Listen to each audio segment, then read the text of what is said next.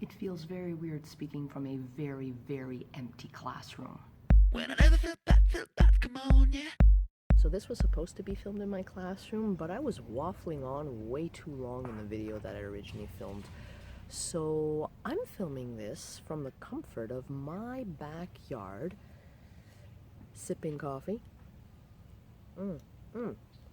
Because I'm officially on vacation, people. So we had prom, and I'm done. I'm officially off. Prom is an event that I've been planning, coordinating for several years now. And it just made me think, this is like my last Burling prom. It's not my last prom, it's my last Burling prom. The last prom that I had my hands in. And it just made me think about all of the different events that I planned over the years at school. And what were my most memorable events? So in no particular order, here goes. First off, Spirit Week, a week of themes and events during the school year. Now, when you're a school that has a uniform, not wearing your uniform and wearing theme wear is always appreciated. And it always surprises me that no matter how hard we try to get creative, the good old classics are still very popular. Twin Day, Pajama Day, Jersey Day. People love their jerseys. People love their sports teams. They love representing the team colors. And that was, I can't say that I was the one that had the idea for Spirit Week. I have to tip my hat to a certain Nicole Carrière, who said back in 2004, hey, we're going to pitch this idea to the school principal that we're going to have a week full of themes and wacky clothes. And I said, sure. Next is the haunted locker room, or how to scare people with the lowest budget possible.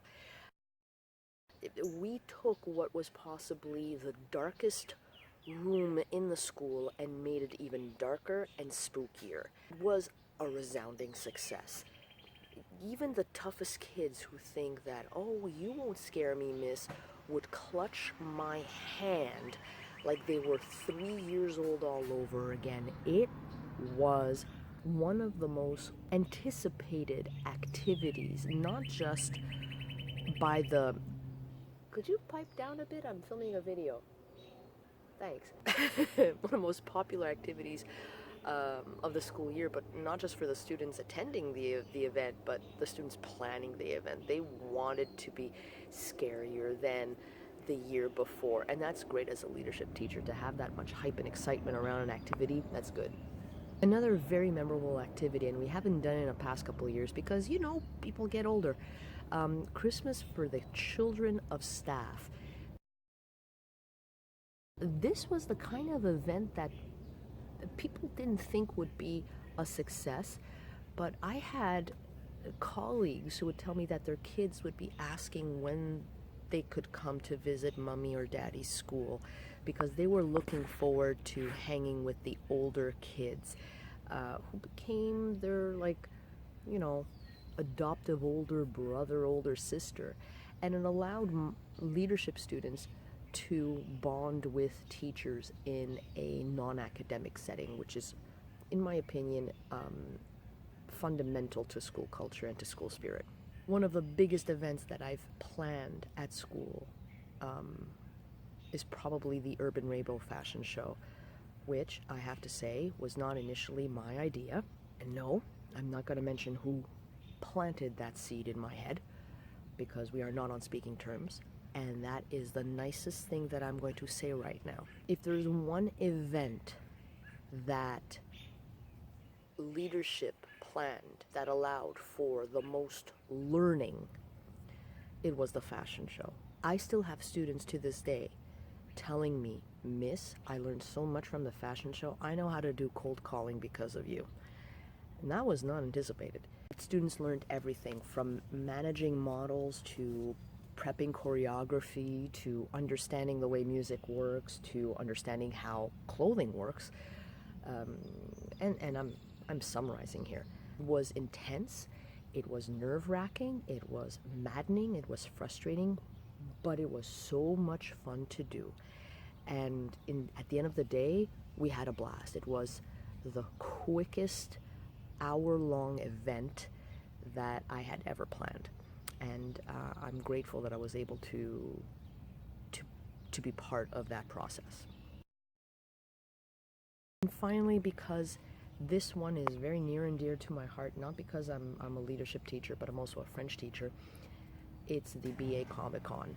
Now, I'm not laying claim to the name Comic Con, please, okay? It's a school-based event, no profit. I got the students to share their passion, their geekdom, their fandom in French in front of the entire school. For me, when you're learning a language, if you can learn a language talking about something that you are passionate about, you know, half the learning is done. There's no fear, because you're talking about something that you love. And I could see the learning that was happening, and I could see the students who were once very shy become very confident because they were able to talk about something that they believed in. When learning becomes meaningful that way, it's permanent. It stays with you. And I think those students, in one single event, in the half day that they presented their workshops to students, to the entire student body, they learned perhaps more than any classroom-based exercise that I would have given them. Some honorable mentions.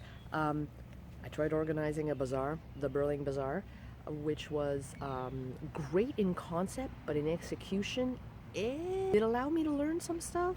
Yeah. Would I do it again? Not sure. I would hate it if I didn't mention the slam poetry show that I organized a couple of years ago. I love slam poetry. I love writing. I love having students write. I love coaching students in presenting. It's a lot of work. It's a lot of work. It's time consuming. It's one thing to have them sit down and present in front of 3 or 4 people. It's another thing to present in front of 300 or 400 people. So those are my most memorable events during my time at Burling Academy. I'm going to be doing more stuff. I know I'm going to be doing more stuff. I just don't know yet what those things will be and how they're going to be executed or when. But they're still going to happen. These things are still going to happen. Start small and build, and it'll become big again. So that's what I'm hoping to see happen. Have an awesome day, Internet.